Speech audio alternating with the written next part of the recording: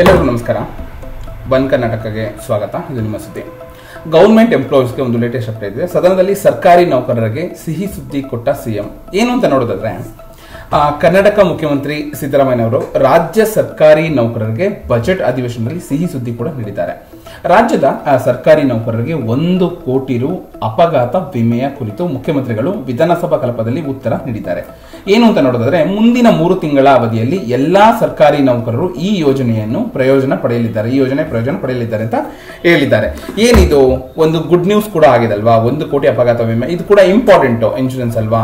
So ನೋಡೋದಾದ್ರೆ, ವಿಧಾನಸಭೆಯಲ್ಲಿ ಕಾಗವಾಡ ಶಾಸಕ ಭರಮಗೌಡ ಅಲಗೌಡ ಕಾಗೆ ಕೇಳಿದ್ದ ಪ್ರಶ್ನೆಗೆ ಮುಖ್ಯಮಂತ್ರಿಗಳು ಉತ್ತರ ಕೊಟ್ಟಿದ್ದಾರೆ. ಏನು ಅಂದ್ರೆ, ಶಾಸಕರು ರಾಜ್ಯದ ಸರ್ಕಾರಿ ನೌಕರರಿಗೆ ರು 1 ಕೋಟಿ ಅಪಘಾತ ವಿಮೆಯನ್ನು ಮಾಡಲು ಸರ್ಕಾರ ಯೋಚಿಸಿದೆಯೇ? ಆಗಿದ್ದಲ್ಲಿ ಎಂದಿನಿಂದ ಜಾರಿಗೆ ತರಲಾಗುವುದು ಅಂತ ಕೂಡ ಪ್ರಶ್ನೆ ಮಾಡ್ತಾರೆ. ಅವಾಗ ಉತ್ತರ ಕೊಟ್ಟ ಸಿದ್ದರಾಮಯ್ಯ ಅವರು, ತಮ್ಮ ಉತ್ತರದಲ್ಲಿ, ರಾಜ್ಯ ಸರ್ಕಾರಿ ನೌಕರರ ಸಾಮಾಜಿಕ ಭದ್ರತೆಯು ಸರ್ಕಾರದ ಪ್ರಮುಖ ವಿಷಯವಾಗಿರುವುದರಿಂದ ಸಾಮಾಜಿಕ ಭದ್ರತೆ ಇದ್ದಲ್ಲಿ ನೌಕರರು ತಮ್ಮ ಸಾಮರ್ಥ್ಯಕ್ಕೆ ತಕ್ಕಂತೆ ಕಾರ್ಯನಿರ್ವಹಿಸುತ್ತಾರೆ ಅಂತ ಕೂಡ ಅವರು ಹೇಳ್ತಾರೆ. ಅದ್ರ ಮಧ್ಯೆ ಈಗಾಗಲೇ ಜಾರಿಯಲ್ಲಿರುವ ಸಾಮಾಜಿಕ ಭದ್ರತಾ ವ್ಯವಸ್ಥೆಯನ್ನು ಮತ್ತಷ್ಟು ಬಲಪಡಿಸಲು ಮತ್ತು ಸುಗಮಗೊಳಿಸಲು ಈ ಕೆಳಕಂಡ ಅಂಶಗಳನ್ನು ಒಳಗೊಂಡ ಪ್ರಸ್ತಾವನೆಗೆ ಸಚಿವ ಸಂಪುಟ ಸಭೆಯು ದಿನಾಂಕ 30/1/2025 ಅಂದ್ರೆ ಜನವರಿ 31 ಈ ಕೆಳಗಿನಂತೆ ಆದೇಶ ಮಾಡಿದ್ದಾರೆ. ಏನು? ವಿವಿಧ ಬ್ಯಾಂಕ್ಗಳು ಒದಗಿಸುವ ಸಂಬಳ ಪ್ಯಾಕೇಜ್ಗಳ ಅಡಿಯಲ್ಲಿ ಎಲ್ಲಾ ನೌಕರರು ಕಾಯಂ, ಗುತ್ತಿಗೆ, ಹೊರಗುತ್ತಿಗೆ ಇತ್ಯಾದಿ ಖಾತೆಗಳನ್ನು ತೆರೆಯಲು ಆಯ್ಕೆ ಮಾಡಿಕೊಳ್ಳಲು ಕಡ್ಡಾಯಗೊಳಿಸುವುದು.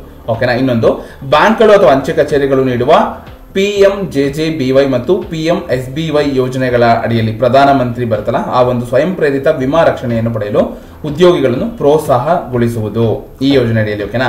ಇನ್ನೊಂದು, ಬ್ಯಾಂಕ್ಗಳು ನೀಡುವ ವಿವಿಧ ಯೋಜನೆಗಳ ಅಡಿಯಲ್ಲಿ ಸ್ವಯಂ ಪ್ರೇರಿತವಾಗಿ ವೈಯಕ್ತಿಕ ಅಪಘಾತ ವಿಮಾ ರಕ್ಷಣೆಯನ್ನು ಪಡೆಯಲು ಉದ್ಯೋಗಿಗಳನ್ನು ಪ್ರೋತ್ಸಾಹಿಸುವುದು ಅಂತ ಕೂಡ ಮೆನ್ಷನ್ ಮಾಡಿದ್ದಾರೆ. ಇನ್ನು ಏನು?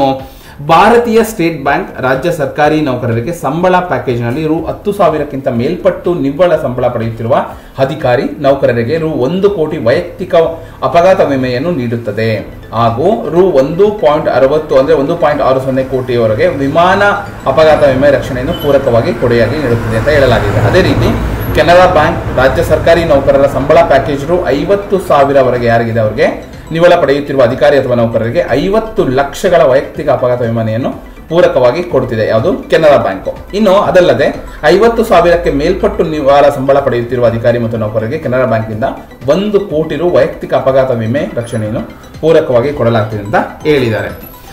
ಅದೇ ರೀತಿ ವಿವಿಧ ಬ್ಯಾಂಕ್ಗಳು ತಮ್ಮ ಸಂಬಳ ಪ್ಯಾಕೇಜ್ಗಳಲ್ಲಿ ವಿವಿಧ ಮೊತ್ತದ ವೈಯಕ್ತಿಕ ಅಪಘಾತ ವಿಮೆ ರಕ್ಷಣೆಯ ಕೊಡುಗೆಯಾಗಿ ನೀಡುತ್ತಿದೆ. ಮುಂದಿನ 3 ತಿಂಗಳ ಅವಧಿಯಲ್ಲಿ ಅಧಿಕಾರಿಗಳು, ನೌಕರರು ತಮ್ಮ ಇಚ್ಛಾನುಸಾರ ಯಾವ ಬ್ಯಾಂಕ್ ಆದ್ರೂ ಅವರು ಚೂಸ್ ಮಾಡ್ಕೋಬಹುದು. ಯಾವ ರೀತಿ ಒಂದು ಸಂಬಳ ಇದೆ ಆ ಪ್ಯಾಕೇಜ್ ನೋಂದಾಯಿಸಿಕೊಳ್ಳಲು ಸರ್ಕಾರ ಆದೇಶ ದಿನಾಂಕ 21/2/25 ಆದೇಶಿಸಲಾಗಿದೆ ಅಂತ ಹೇಳಿದ್ದಾರೆ. ಓಕೆನಾ? ಇನ್ನು ಶಾಸಕರು ಈ ಅಪಘಾತ ವಿಮೆ ಯೋಜನೆಯ ನಿಗಮ ಮಂಡಳಿ ನಾಯಕರಿಗೂ ಅನ್ವಯವಾಗುವುದು ಅಂತ ಕೇಳಿದ್ದಾರೆ. ಈ ಯೋಜನೆ ಸರ್ಕಾರಿ ನೌಕರರು ಹಾಗೂ ಅಧಿಕಾರಿಗಳಿಗೆ ಅನ್ವಯ ಆಗುತ್ತದೆಯೇ? ವಿಮಾ ಯೋಜನೆ ಇರುವ ನಿಯಮಗಳೇನು ಅಂತ ಪ್ರಶ್ನೆ ಮಾಡ್ತಾರೆ. ಅವಾಗ ಅವರು ವಿವಿಧ ಬ್ಯಾಂಕ್ಗಳಲ್ಲಿ ತಮ್ಮ ಸಂಬಳ ಪ್ಯಾಕೇಜ್ಗಳಲ್ಲಿ ಪೂರಕ ಕೊಡುಗೆಯಾಗಿ ನೀಡುವ ವೈಯಕ್ತಿಕ ಅಪಘಾತ ವಿಮೆ ಯೋಜನೆಗಳು ಮಂಡಳಿ ನೌಕರರಿಗೂ ಅನ್ವಯವಾಗುತ್ತೆ ಅಂತ ಹೇಳಿದ್ದಾರೆ. ಇನ್ನು ವಿವಿಧ ಬ್ಯಾಂಕ್ಗಳು ತಮ್ಮ ಸಂಬಳ ಪ್ಯಾಕೇಜ್ಗಳಲ್ಲಿ ಪೂರಕವಾಗಿ ಕೊಡುಗೆಯಾಗಿ ನೀಡುತ್ತಿರುವ ವೈಯಕ್ತಿಕ ಒಂದು ಅಪಘಾತ ವಿಮೆ ಏನಿದೆ ಅದರಲ್ಲಿ ಸರ್ಕಾರಿ ನೌಕರರು, ಅಧಿಕಾರಿಗಳಿಗೂ ಅನ್ವಯವಾಗುತ್ತೆ. ಓಕೆನಾ?